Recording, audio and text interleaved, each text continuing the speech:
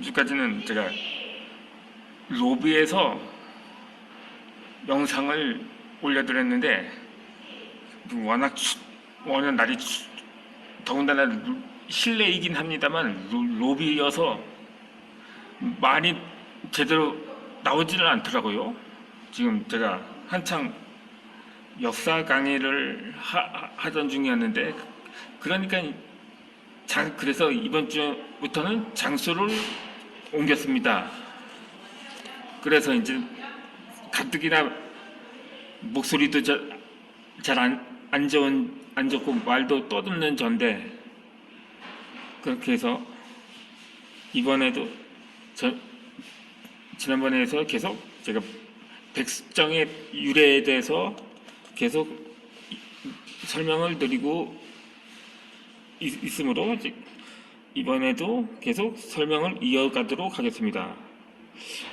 근데 제가 최초의 백정을 근데 지난주에는 워낙 목소리가 잠겨서 제대로 나오지 않아서 그렇게 해서 이번에는 두 번째 백정에 대해서 이야기를 해드리도록 하겠습니다.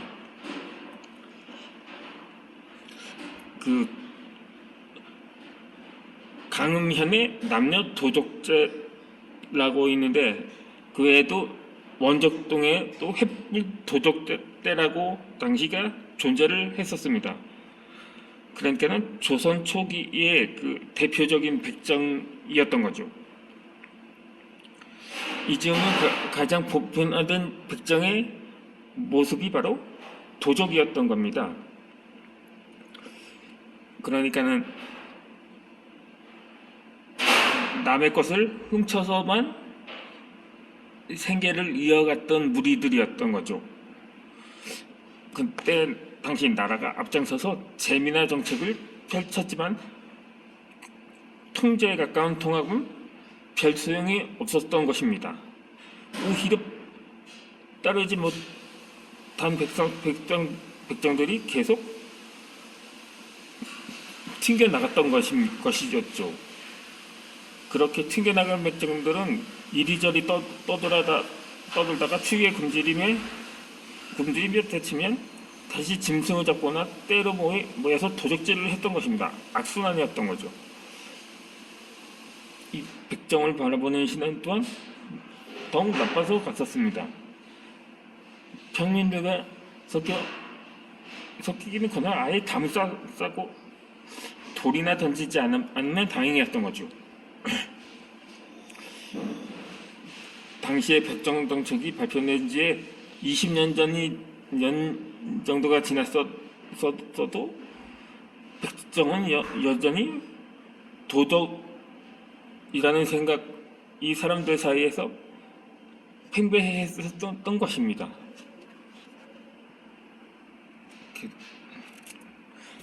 계속 들고만 있으니 팔이 아파가지고 조금 이렇게 놓아서 설명을 드리도록 하겠습니다. 그 기록이 세종실록, 세종 28년에 세종실록에서도 기록되어 있습니다. 지금 신백정, 그런데 신백정이 평민들과 더불어 섞여 산다고 하나 실제로는 자기들끼리 당을 만들어 도적이 되었습니다. 수와 말을 잡는 이익이 귀가 적고 눈이 적어서 도사를 그저 흔한 일로 여기는 데다 서로 꺼리고 싫어하여 틈이 생겨서 남의 집에 고의로 불을 지르기도 하옵니다. 장차 막기 어려운 군심이 되지 않을까 염려됩니다.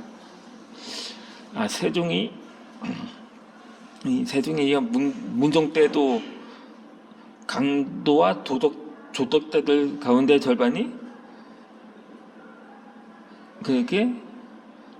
그때도 또 신백정이라고 또 한자를 더 붙였거든요. 이렇게 해가지고 그 당시에는 거의 하소연의 이 터도 나왔었던 거죠. 또 문종 원년의 또 원년 실력을 보면은 이렇게 기록이 되어 있었습니다. 각 도의 무리 가운데 강도와 살인을 한 자가 380여 명이나 되는데 죄인과 신백정이 절반을 차지합니다. 도내에 붙어 사는 곳을 수색하고 체포해서 엄하게 다스리기는 하지만 형벌이 엄하지 않으면 어떻게 그들을 막을 수 있겠습니까? 이 경우는 3대에서 또 쓰던 바이니 청건대 도독에게 월족을 시행하소서. 죄수도 죄수지만 그들을 취급하는 것은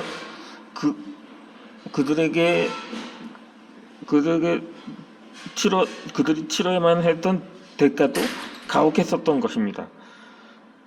이 육형 그 중에서 육형이 있었는데 코를 베거나 귀를 자르거나 목을 따기도 하는 것처럼 이렇게 육체적인 형벌을 가하는 것이었던 것이었습니다.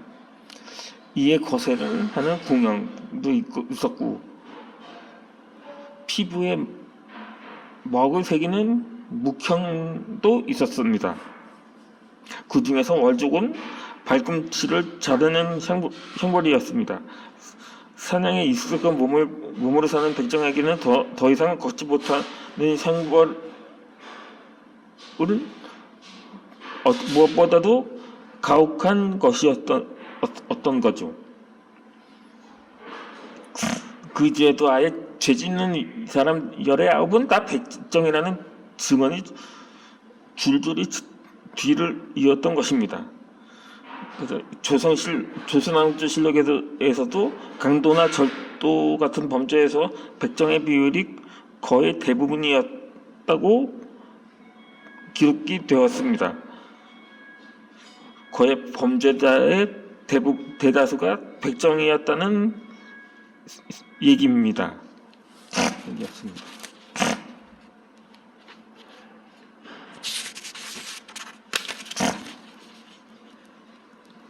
지금 도둑질하는 자는 모두 사나운 무리를 거느렸는데 그중 죄인과 백정이 열의 9을 차지한다.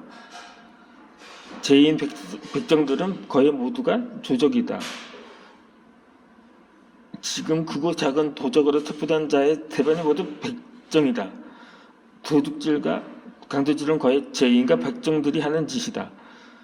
지금 도둑이 일어나서 날 안팎이 다 시끄러운데 모두 죄인 백정들의 무리들이다. 그것은 대자의 백성들의 생각이었다. 아예 때를 이어 강도질을 하는 경우도 자주 나타난다.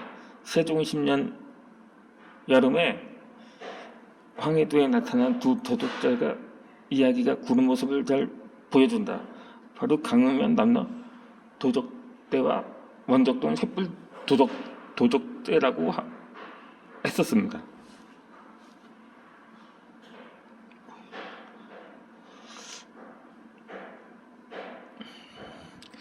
강흥면에 나타난 도적대 중에서 도적대를 소탕하는 고을에 수량까지 나섰지만 근데 다 잡지는 못했다고 합니다. 그들 말을 타고 전력을 다해 활을 쏘며 저항을 했기 때문인 거죠. 도둑인데도 정예 병사들에게 굴하지 않는 좀 용맹함이 느껴지기도 합니다. 그런데 이 도적들의 독특한 점은 남녀가 함께 있었다는 것입니다. 그것도 한 여자는 아예 남복을 하고 있었다고 합니다. 흔한 조선 여인의 모습이 아니었던 것이죠. 말을 타려고 거추장스러운 치마를 벗고 편한 바지 차림을 한 것이었던 거죠. 차림새부터 오래전에 유목민의 습성을 그대로 지니고 있었던 것을 알 수가 있을 것입니다. 그런데 이 저항에 하면은 원적동 도적대들도 못지 않았다고 합니다. 그들 또한 말을 타고 화살을 무장하고 있었는데 거기에서 마치 봉화를 올리듯 이것저것 봉우리에서 횃불을 올려 신호를 주고 받습니다. 그렇게 저희의 시내를 보내도 관군의 수족에서 너끈히 따돌리고는 개성으로 따라보내는 것이었던 것입니다. 그리고 이 시대 백정으로는 이들을 뽑는 까닭도 여기에 있었던 것입니다.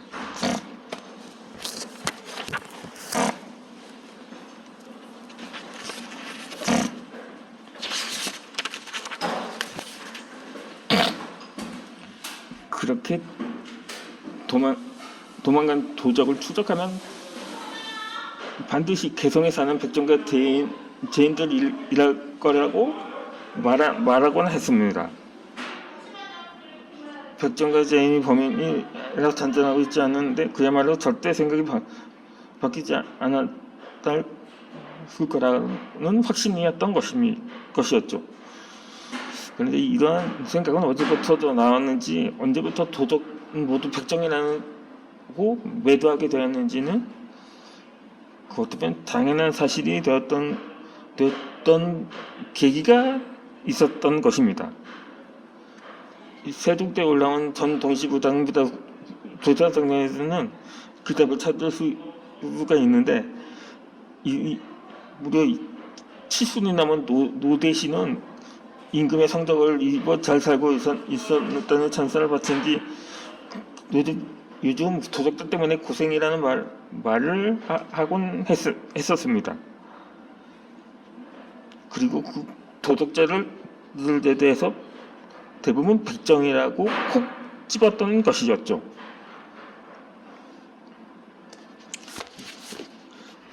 그들은 농사를 짓지 않아서 도둑질도 하고 살인도 저질렀던 흉악범이 되었다는 것입니다. 그렇다면 이제껏 세종이 열심히 펼쳤던 재미난 정책은 소용이 없었다는 것일까요?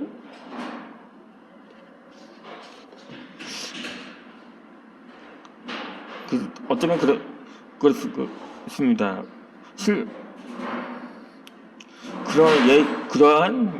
이거는 습관이었던 거죠. 이 오랜 습관을 버리지 못했던 까닭이기도 했던 것입니다.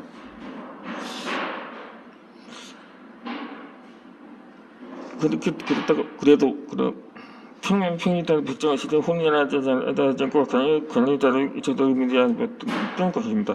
농지개간으로 습꽃들의 정작 준다는 땅은 당시 관리들이 몰라라 하기도 했었던 거죠.